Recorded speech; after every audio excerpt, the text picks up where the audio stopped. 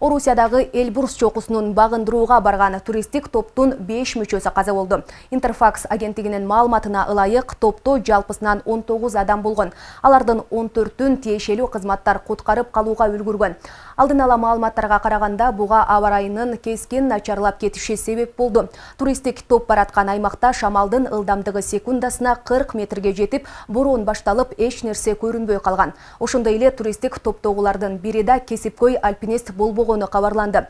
Куткаруучулар аларды 5400 метр бийиктикте табышкан. Орусиянын Түндүк Кавказ аймагында жайгашкан бул чокунун бийиктиги 5642 метрди түзөт. Казакстандын Тараз шаарынын тургундары коңшу Өзбекстандын атом электр станциясын куруусуна каршы чыгышты. Алар бул чоң, бирок кооптуу долбоор коңшу мамлекеттер менен биргеликте ишке ашырылышы керектигин айтышат.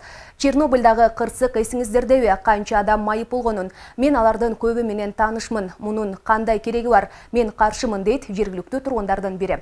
Казакстандык экологдор атом электр станциясын куруу маселесинде экономикалык жагы каралып, айлана чөйрө унутта калып жатканын айтышат. Биз электр энергия кымбат болбойт деп жатабыз, бирок жаратылышты унутпоо керек. Ишкананы кайсы жерде курушпасын, ал суу, аба жана топурак аркылуу бизге зыян алып келет, дейт эколог Анар Жумадилова. Эскерте кетсек, Өзбекстан атом электр станциясын Орусия менен кызматташтыкта курууну пландоодо. Ал Өзбекстандын Жизак облусунда курулушу ыктымал.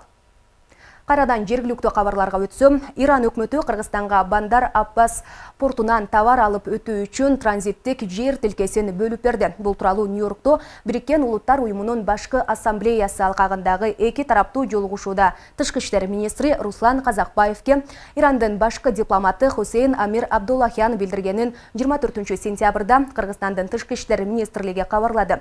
Мекеменин басма сөз кызматынын маалыматына караганда, жер тилкеси менен кошо Кыргызстандан чыккан же өлкөгө ташылып бараткан товардын транзити үчүн порттон тийиштүү инфраструктурада берилет. Бандар Аббас Ирандын түштүгүндө Перс булуңунда жайгашкан порт шаары.